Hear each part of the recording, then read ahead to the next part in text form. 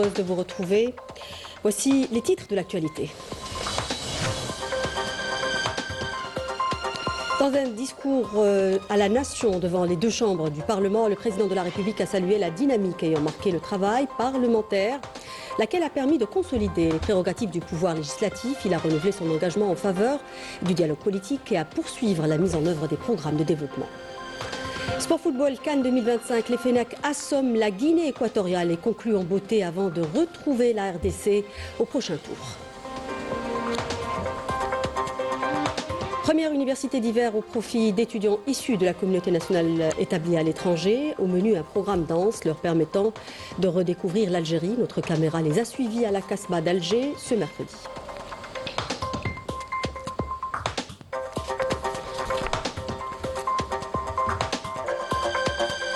Et on termine avec les préparatifs pour cette soirée du Nouvel An 2026. On ira au rang pour sonder l'ambiance en cette fin d'année. Souvent synonyme de nouvelles résolutions, on vous a posé la question et l'élément de réponse dans ce journal. Bienvenue à tous, très heureuse de vous retrouver.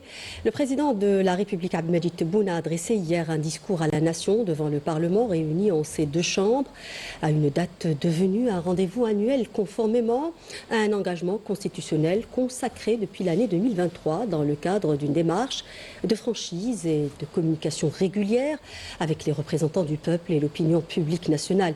Ce discours devenu une tradition politique présidentielle établie s'est déroulé en présence de hauts responsables de l'État, de membres du gouvernement ainsi que de représentants des instances et institutions nationales. Le président de la République a salué la dynamique ayant marqué le travail parlementaire, laquelle a permis de consolider les prérogatives du pouvoir législatif à travers l'exercice de son droit d'initiative en matière de propositions de loi, notamment celles relatives à la nationalité et à la criminalisation du colonialisme. Il a réaffirmé son engagement à lancer un dialogue politique avec les partis conformément à ses engagements, ainsi qu'à poursuivre la mise en œuvre des programmes liés au développement durable et à la promotion de la bonne gouvernance. Le président de la République a également souligné que la justice demeurera ferme face à toutes les formes de corruption et de dysfonctionnement, tout en assurant la protection des cadres intègres. Abordant le volet économique, il a affirmé que l'Algérie est entrée dans une phase décisive illustrée par la dynamique d'investissement que connaît le pays. Le président de la République, Abdelmadjid Tebboune, a salué dans son discours la dynamique ayant marqué le travail parlementaire, laquelle a permis de consolider les prérogatives du pouvoir législatif à travers l'exercice de son droit d'initiative en matière de propositions de loi, notamment celles relatives à la nationalité et à la criminalisation du colonialisme. Je vous invite à l'écouter. أود في البداية أن أعرب عن بالغ سعادتي بلقائنا هذا في هذا اليوم الذي كرسناه معا عرفا وتقليدا دستوريا. كما أود أن أنوه بالحركة التي طبعت نشاط البرلمان الجزائري بغرفته في الفترة الأخيرة ومكنت من إضفاء الفعالية للسلطة التشريعية وإبراز مكانتها كإحدى ركائز مؤسسات الدولة الجزائرية، وباستعمال حقها في المبادرة بالاقتراح القوانين، ومنها قانون الجنسية وقانون تجريم الاستعمار. Le président de la République a renouvelé son engagement à ouvrir un dialogue politique avec les partis conformément aux engagements qu'il avait pris auparavant. منذ أن شرفت بثقة الشعب الكريم لقد التزمت من هذا المنبر بحوار سياسي ولا زلت ملتزما، ومثل ما صرحت وشرحته لبعض رؤساء الأحزاب الذي كان لي الشرف لاستقبالهم، سننطلق مع الأحزاب في هذا الحوار ريثما يصادق البرلمان على قانون الأحزاب وندخل في مرحلة أخرى. سيكون الحوار بناء، وألتزم بكل ما نتفق عليه مع الأحزاب سيطبق. أيتها السيدات أيها السادة، انطلاقا من التعهدات التي قطعناها وقطعتها على نفسي، عملت وما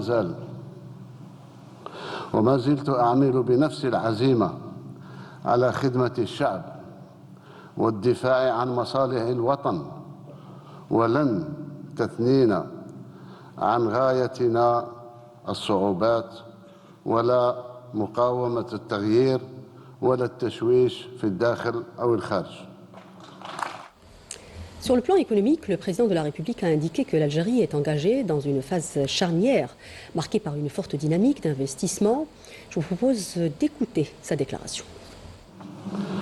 لقد دخلت الجزائر على الصعيد الاقتصادي مرحلة حاسمة بعد الخطوات التي حققناها في اتجاه إدماج بلادنا في حركية غير مسبوقة في مجالات الاستثمار المحلي والأجنبي. وما النتائج التي تسجلها الوكالة الجزائرية لترقية الاستثمار إلا مؤشرا قويا على سلامة وواجهة السياسة المنتهجة. فلقد بلغ عدد المشاريع التي صرحت بها الوكالة ما يقارب 19,000 مشروع استثمار منذ 2.5 سنين إلى غاية اليوم بقيمة تساوي 8,242 مليار دينار، أي ما يعادل 61 مليار دولار أمريكي، مع خلق ما يقارب 500,000 منصب شغل. ما بين هذه المشاريع الاستثمارية هناك 309 مشروع يشارك فيه الأجانب. هذه بين قوسين اللي قالك الجزائر معزولة والرأس المال الأجنبي ما يحبهاش. 309 مشروع يشارك فيها أجانب بقيمة إجمالية تصل إلى 1,300 مليار دينار، أي ما يعادل 9.5 مليار دولار أمريكي. كما أن النتائج غير المسبوقة للطبعة الرابعة للتجارة البينية الإفريقية لدليل آخر على الزخم الذي يكتسيه الاستثمار في الجزائر. وهكذا تبرز معالم العهد الاقتصادي الجديد بمؤشراته الإيجابية الواضحة والمؤكدة من طرف كل الهيئات المالية والاقتصادية الدولية وكل الهيئات الإفريقية قارية. Le président de la République a affirmé par ailleurs que le méga-projet de la mine de Rajbilet est désormais une réalité. Troisième plus grande mine de fer au monde, il illustre la capacité de l'Algérie à concrétiser ce qui semblait auparavant impossible. مشاريعنا المنجمية تعرف تقدما مع مشروع استغلال منجم رجبيلت بتندوف الذي أصبح حقيقة ملموسة بعدما كان حلم من كانت لهم الإرادة وليس لهم الإمكانيات آنذاك. سي بومدين رحمه الله كيتكلم على كراج بيلات بحسرة. الحمد لله أنا وفقنا ربي وجسدنا الحلم تاع من كان يحلم بجزائر قوية بمناجمها قوية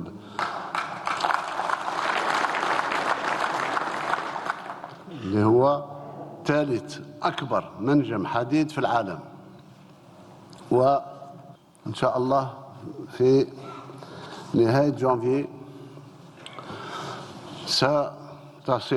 يصل أول قطار منجمي من كراج بيلات إلى مصانع وهران للفولاذ.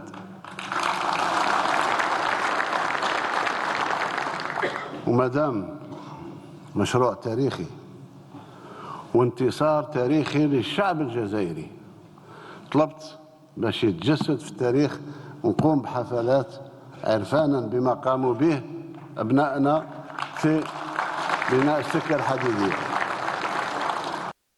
Et évoquant les acquis réalisés dans le domaine du dessalement de l'eau de mer, le président de la République a enjoint au Premier ministre de procéder au lancement de la réalisation de 2 stations d'eau à Tindouf et à Tamarasset.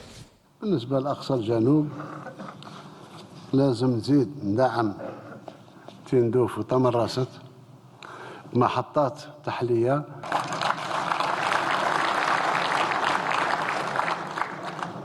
إذن نزيدوا نوسعوا المحطات في تندوف وفي تمرست باش المياه اللي توصل للمواطن تصبح مياه محلية. وهذا السيد وزير الري راه يسمع والسيد الوزير الأول راه يسمع باش تنطلقوا في محطتين، واحدة في تندوف واحدة في تمرست. Le président de la République a indiqué que l'Algérie ne renoncera pas au caractère social de l'État par fidélité à la déclaration du 1er novembre 1954. الديموغرافيا هذه لازم ناخذوها بعين الاعتبار، وبالاخص ان احنا دولة اجتماعية وما نقدرش نتخلى على الامور الاجتماعية ابدا. اساس بناء الدولة الجزائرية هو اعلان اول نوفمبر 54 وما يتعوضش وما يكونش فيه غيره. زدنا في الأجور، زدنا المنح نتاع المتقاعدين، حتى بالنسبة لخلق مناصب الشغل مادام المجهودات نتاعنا ماشية، واعتقد أن المجهودات هذه تخلي نوع من الإفرازات. ربما في نهاية 26 بداية 27 لما نوصلوا نولوا دولة ناشئة، ان بي émergent avec un PIB de 400 milliards 400 et quelques milliards de dollars، ممكن نوصل إلى التكفل الكلي بالنسبة للبطالة. Évoquant les questions internationales et régionales, le président de la République a réitéré l'engagement constant de l'Algérie à poursuivre son soutien aux causes justes et à leur tête les causes palestiniennes et sahraouies. احنا مع فلسطين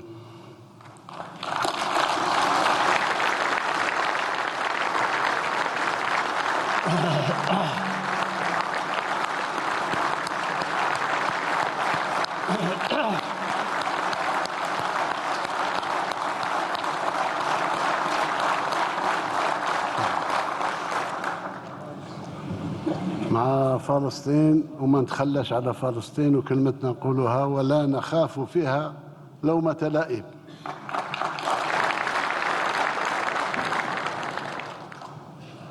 غزة الجريحة إبادة منظمة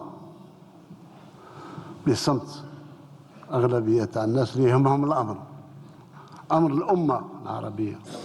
لكن احنا ما نتخلاوش وحدنا ولا مع ناس اخرين، وبرهنا بها لما استلمنا مكاننا في مجلس الامن ولو بصفه مؤقته.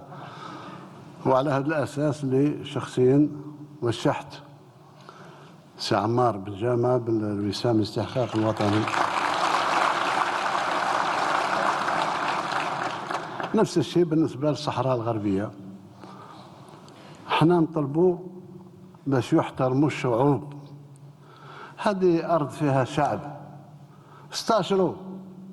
وقلنا لكم لما يكون فيه استفتاء والإخوان سكان ساقية الحمراء والذهب اللي راهم لاجئين في الدول المجاورة، لاجئين في إسبانيا، لما يقول لك أنا باغي استقلالي استفتح احترم القرار تاعو. إذا يقول لك أنا معليش أنا قابل نكون مع الدولة الفلانية ولا داك شغله، وانا التزمت باللي ما نكونوش صحراويين اكثر من صحراويين. Voilà donc qui clôt ce chapitre consacré au discours du président de la République à la nation, prononcé devant les deux chambres du Parlement.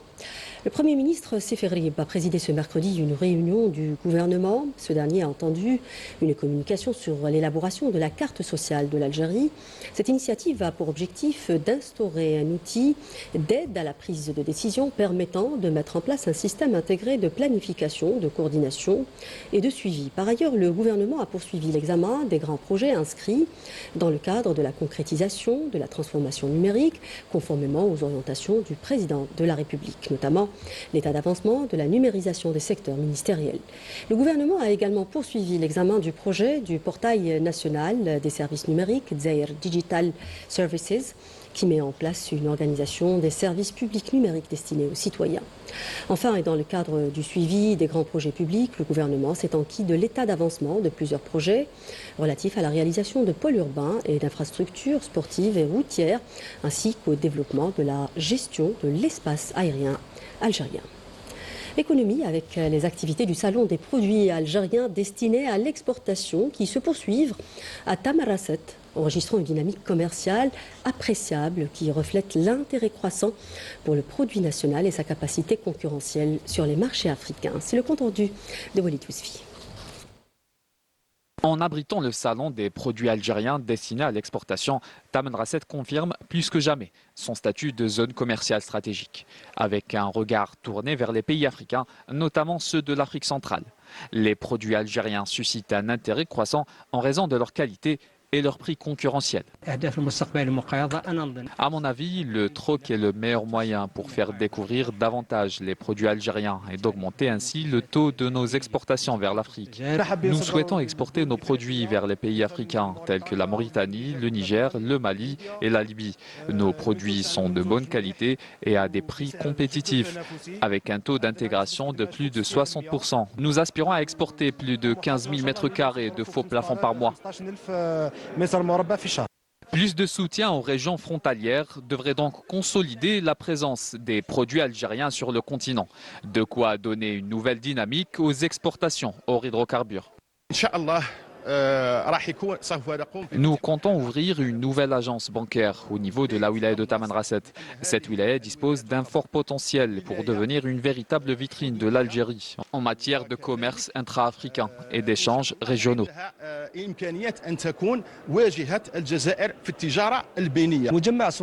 Le groupe Sonelgaz, à travers ses filiales, mène plusieurs opérations d'exportation vers les pays africains.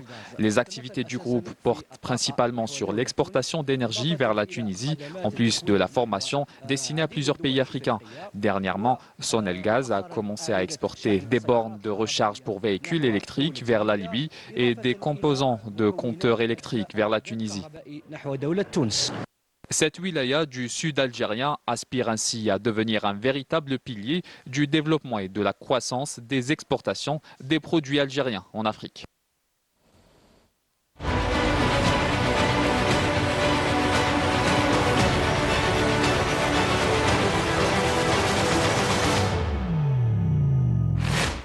À l'étranger, au Maroc, la grogne sociale ne faiblit pas dans un contexte marqué par la précarité et la pauvreté qui touchent une part importante de la population, notamment dans certaines régions rurales.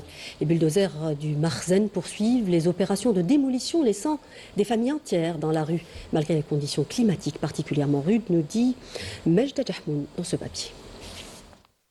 Une fois encore, les Marocains paient le prix des décisions du Makhzen. Des familles laissées seules face aux intempéries, piégées par les inondations et privées de toute prise en charge. À cause des intempéries, notre maison a été inondée. Mes enfants et ma femme sont encore coincés là-bas. Les dégâts causés, je ne veux même pas en parler. Seulement la femme coincée à l'intérieur de ce qui reste de sa maison nous inquiète. Les sinistrés sont laissés sans abri, livrés à eux-mêmes. Entre pauvreté et manque d'infrastructures de base, les citoyens ne savent plus à quel sein se vouer. Nous sommes complètement privés de nos droits. Le Makhzen n'est même pas au courant de l'existence de notre commune. Il n'y a ni route aménagée, ni respect du citoyen, ni rien. Incapable d'assurer les droits les plus élémentaires aux Marocains, le Makhzen va encore plus loin en poursuivant les opérations de démolition sans se préoccuper du sort des victimes. Ces terres n'appartiennent pas au Makhzen car la justice aurait ordonné notre expulsion si c'était le cas. Ils veulent démolir nos maisons sans un réel préavis. Ils nous donnent que 48 heures et c'est insuffisant. Un quotidien dur qui plonge des familles entières dans l'incertitude. Et crise humanitaire au Proche-Orient, un total de 37 organisations humanitaires menacées par l'occupationniste d'interdiction d'accès. À Gaza, l'Union européenne proteste et critique ces nouvelles règles d'enregistrement d'ONG adoptées par l'entité sioniste, avertissant que leur suspension empêcherait l'acheminement d'aide humanitaire vitale pour les Gazaouis, souffrant des retombées de plus de 2 ans d'agression génocidaire. De son côté, le haut-commissaire des Nations Unies aux droits de l'homme a jugé scandaleuse la menace de l'entité sioniste de suspendre les activités des organisations humanitaires à Gaza à partir de janvier, appelant les États à exiger d'urgence un changement de cap. Et nous le disions en titre sport football, Cannes 2025, les Fennecs assomment la Guinée équatoriale, déjà éliminée sur un score lourd de 3-1, déjà qualifiés pour les 8e. Les Verts ont conclu en beauté et terminent premiers de leur groupe. Prochain rendez-vous, la RDC au prochain tour. C'est le compte-rendu de Sarah Dappel. Regardez. Avec un 11 largement remanié et une équipe composée majoritairement de jeunes joueurs, les Verts bouclent la phase de groupe de cette Coupe d'Afrique des Nations en beauté. Et surtout, avec la manière. Le bilan est plus que satisfaisant. 3 matchs, 3 victoires. Première place du groupe E, 9 points au compteur, 7 buts inscrits et un seul encaissé. Une solidité défensive et une efficacité offensive qui confirment la profondeur de l'effectif algérien. Pour ce 3e match face à la Guinée équatoriale, l'Algérie ne tarde pas à imposer son rythme. À la 20e minute de jeu, Zinedine Belaïd ouvre le score d'une superbe tête sur corner, parfaitement tirée par Enis Hadj Moussa.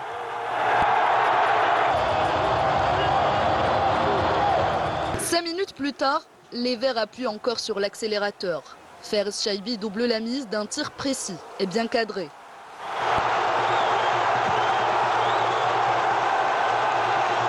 Et comme souvent, l'appétit vient en mangeant. Le jeune Maza s'invite à la fête, inscrit le 3e but, encore de la tête et permet à l'Algérie de rentrer au vestiaire avec une avance confortable de 3-0.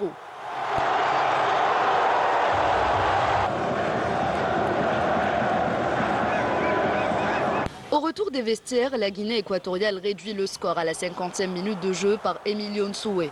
Malgré plusieurs occasions, les Algériens ne parviennent pas à faire la différence en seconde période et terminent cette rencontre sur le score de 3-1. Une victoire importante, pleine de maîtrise, qui confirme la qualité et la richesse de l'effectif algérien et surtout qui redonne confiance et sérénité avant le prochain rendez-vous. On est très content d'avoir gagné ce match. On voulait rester invaincu, c'est ce qu'on a fait, sans concéder de but. Mais malheureusement aujourd'hui on en a pris un. Mais tout ce qui compte, c'est les 3 points et c'était le dernier match de poule, donc on est très content de cette victoire. Prochain défi, les 8e de finale face à la République démocratique du Congo. Le 6 janvier prochain à partir de 17 h, une affiche prometteuse qui s'annonce à la hauteur des attentes. Et croisant les doigts pour les Verts pour leur prochaine rencontre face au RDC.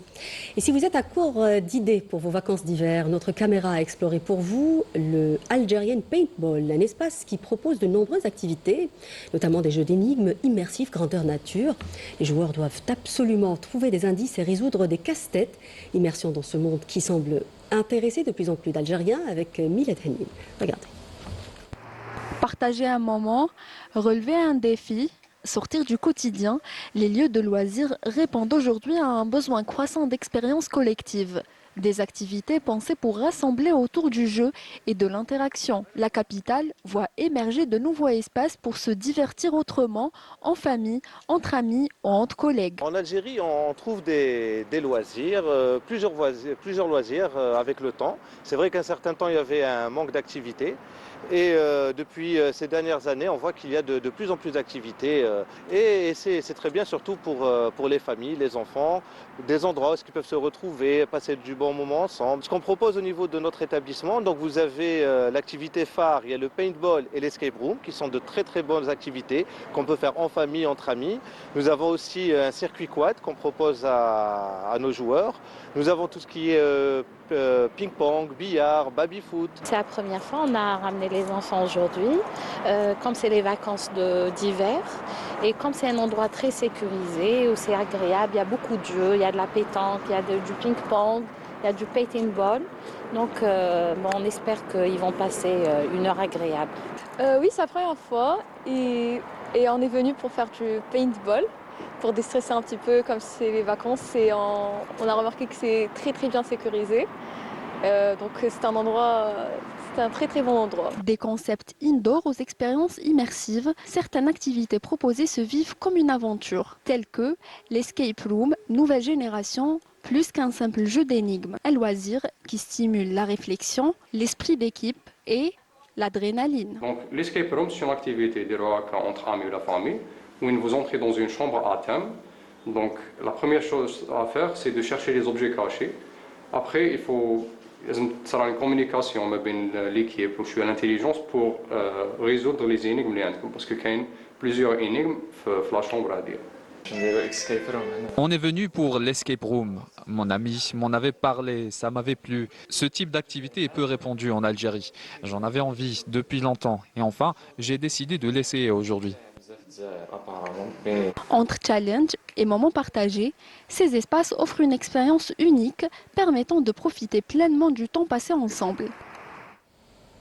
Diaspora avec cette première université d'hiver destinée à des étudiants issus de la communauté nationale à l'étranger. Au menu, un programme dense leur permettant de redécouvrir l'Algérie.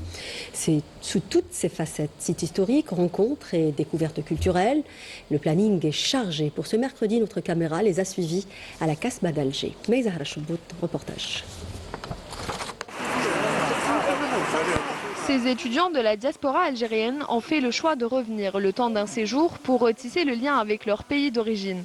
Après avoir visité plusieurs sites, monuments et institutions, ils se sont rendus cette fois au Bastion 23 pour découvrir ce joyau du patrimoine algérois, témoin de plusieurs siècles d'histoire. J'ai beaucoup aimé le séjour, je pense que c'est le cas pour tout le groupe. On a fait des activités qu'on ne pouvait pas faire en dehors de nos vacances qu'on passe ici. Et notamment les visites des ministères, les rencontres avec les officiels, etc. C'était vraiment incroyable ces moments-là et resteront gravés dans nos mémoires. C'est pour ça qu'on remercie aussi Sidi Raïs Al-Jamouria pour l'initiative. J'ai adoré, sincèrement, c'était exceptionnel. On a pu voir des lieux, je pense qu'on ne pouvait pas voir habituellement, où il y avait les parlements. Donc ça, c'est des lieux qui de base sont inaccessibles au grand public. Et on a pu rencontrer aussi des personnes, les directeurs des lieux qu'on a pu visiter ou des présidents de ces mêmes lieux. Et, voilà, ils se sont par la suite rendus au siège de la wilaya d'Alger où ils ont été accueillis par les autorités locales avant un déjeuner aux Sablettes. Franchement, j'ai adoré mon séjour, c'était quelque chose d'exceptionnel. C'est une expérience dingue de pouvoir rencontrer d'autres personnes de d'autres nationalités et de pouvoir tous communiquer ensemble, que ce soit en arabe, en anglais, en français ou en espagnol. On est tous mélangés et c'est quelque chose d'exceptionnel. Ce qui m'a le plus marqué, je dirais, c'était hier au ministère des Moudjahidines, qu'on a eu la chance de parler avec des Moudjahidines. Les Moudjahidines, ça fait partie de l'histoire de l'Algérie. On nous parle beaucoup de nos passés, on nous parle beaucoup de la guerre. Mais le fait d'interagir avec eux et de parler avec eux, des gens qui ont vécu ce qu'on entend tous les jours depuis qu'on est petit, c'est quelque chose, oui, qui m'a marqué. Direction ensuite la Casbah d'Alger, où la délégation répartie en deux groupes, l'un francophone et l'autre anglophone, ont pu découvrir l'histoire et l'architecture de ce monument, classé au patrimoine mondial de l'UNESCO. On a pu découvrir à la fois la culture, l'histoire, on est actuellement dans la Casbah, mais aussi des institutions et puis par exemple l'Assemblée populaire nationale ou le Conseil de la Nation. J'ai adoré les visites qu'on a fait avec les groupes qu'on est venu avec, c'était vraiment amusant, c'était intéressant, on a vu des trucs, je viens souvent d'Algérie, je n'ai jamais vu toute seule. À travers ce programme, l'objectif est clair, rapprocher la diaspora de son pays d'origine, montrer l'Algérie d'aujourd'hui et créer des ponts pour l'avenir. Une expérience riche qui, pour beaucoup, renforce le lien avec la terre natale. Et dans le cadre des préparatifs des célébrations officielles du Nouvel An Amazigh de 1976, la télévision algérienne a abrité une conférence de presse au cours de laquelle a été présenté le programme des festivités de Yinaïr, Amenzou Ninnayer. Le lancement officiel des festivités aura lieu dans la wilaya de Bni Abbas sous le slogan de Bni Abbas Ninnayer illumine l'Algérie victorieuse. À cette occasion, le secrétaire général du Haut-Commissariat à la Mazirité, Silhachmi Assad, a salué les efforts déployés par l'État pour le soutien et l'accompagnement des différentes manifestations officielles liées au HCA. De son côté, le directeur général de l'EPTV, Mohamed Barali, a souligné la nécessité de conjuguer les efforts afin d'assurer la réussite de ces manifestations culturelles. Je vous propose d'écouter ces déclarations. Le choix de la wilaya de Bni Abbas revêt une portée symbolique forte. Il illustre d'abord la richesse et la diversité culturelle et linguistique qui caractérisent l'ensemble des régions du pays. Bni Abbas, connu notamment pour ses qsour, incarne ce patrimoine vivant enraciné dans l'histoire nationale. La présence du Haut-Commissariat à la Mazirité est nécessaire à l'occasion de cet événement et comme l'indique clairement le slogan affiché à l'écran, le programme établit un lien direct entre Bni Abbas en tant que nouvelle wilaya et l'événement, à savoir la célébration de Yennayer, fête nationale et symbole d'unité. Comme je l'ai toujours affirmé, nous devons tous entourer le Haut-Commissariat à la Mazirité d'un grand soutien, car il est l'une des institutions les plus importantes de l'État. Le HCA n'est pas une institution isolée, il s'inscrit au cœur même de ce projet national consacré par le président de la République. Notre présence ici aujourd'hui vient affirmer une conviction.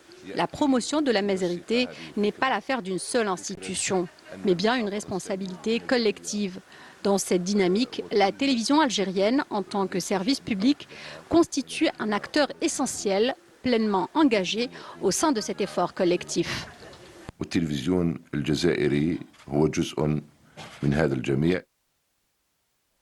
Et 2026, c'est dans quelques heures. Une nouvelle année rime souvent avec des nouvelles résolutions, n'est-ce pas? Entre aspirations personnelles et ambitions communes, les Algériens se projettent déjà vers l'avenir. Santé, réussite, nouveau départ. Un état d'esprit capté sur le terrain par notre reporter Raouf Hamouche. Regardez. Nouvelle année, nouvelle page qui s'ouvre, avec ses attentes, ses espoirs et ses nouvelles résolutions. D'abord, il est question de faire mieux que l'année d'avant. On s'engage à faire plus de sport ou encore de moins stresser. On promet de s'occuper plus de soi, d'être plus patient, de rire plus, de passer plus de temps en famille ou simplement de se lever plus tôt et d'arriver à l'heure. Pour les plus âgés, une seule priorité revient sans cesse. De belles choses, de santé et on souhaite la stabilité. Stabilité et que les gens vivent au même niveau. Je souhaite une merveilleuse année pour tout le monde, pour tous les Algériens et les Algériennes, pour tout, surtout beaucoup de santé pour les malades, surtout les cancéreux. Chez les plus jeunes, les résolutions s'écrivent autour de l'avenir. 2026, nouvelle année. Bon, c'est ma première année à la fac, donc j'espère que je pourrai passer ma première année. Et j'espère aussi que la transition entre le lycée et la fac, c'est quand même quelque chose de nouveau. Donc j'espère que 2026 va me permettre de devenir une personne un peu plus mature. Et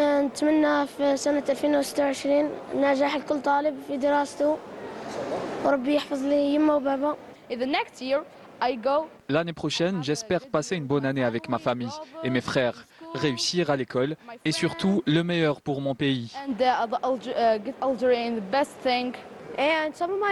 Parmi mes souhaits pour 2026, j'aimerais que mon papa soit au paradis. Et plus tard, je rêve de devenir footballeur professionnel. L'année 2026 sera pour beaucoup celle des nouveaux départs. J'aimerais bien aussi apprendre une langue, faire quelque chose de créatif, apprendre à un peu utiliser un instrument de musique ou bien quelque chose comme ça.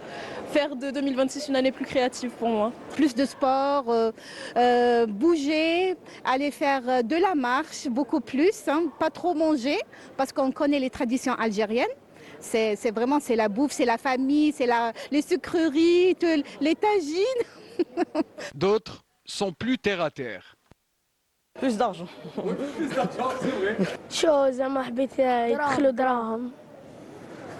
Pour l'année 2026, je me souhaite que tout le monde aura une bonne année et que beaucoup de bonheur et de l'argent aussi pour les pauvres. Et puis, il y a les passionnés de football. Leur espoir, voir l'équipe nationale soulever la Coupe d'Afrique et les ambitieux qui voient plus loin, la Coupe du Monde. Pour l'équipe nationale qui aille le plus loin pour la Coupe du Monde, ou il y a le la CAN, Inch'Allah. Inch'Allah, l'Algérie elle va gagner la Coupe d'Afrique. Et s'ils peuvent, Inch'Allah, la Coupe du Monde encore. Bref, l'année des petites et grandes promesses, l'on commence par le dire en plaisantant et on finit par y croire parce qu'après tout, rêver ça ne coûte rien et ça fait du bien. Oui, effectivement, ça fait du bien et la célébration de ce passage à 2026 est perceptible à Oran, à l'ouest du pays. El Beria se met sur son 31 pour accueillir la nouvelle année. Les préparatifs vont bon train, aussi bien dans les foyers que dans les commerces, nous dit Yasmine Amri dans ce reportage.